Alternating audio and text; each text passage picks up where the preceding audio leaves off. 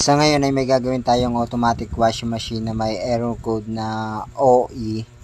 Nagwa-wash naman siya pero hindi na siya magre-rinse at hindi na rin siya mag-spin.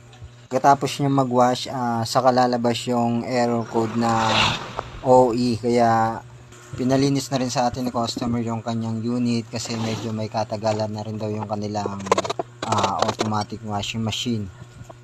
Yung OE na error code, kadalasan lumalabas siya kapag UP yung ating drain hose at barado yung ating daanan ng tubig, or kapag sira yung drain motor natin, at maaari ding maging problema niya yung kanyang water level sensor.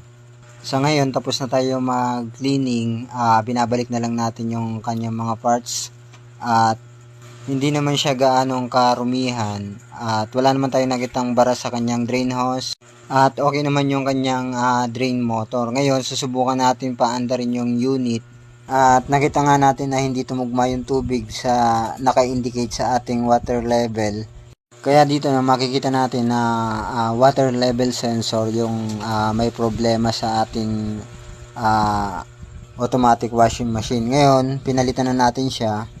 At kung nagustuhan mo yung ating video, pa-share na lang mga idol. Salamat!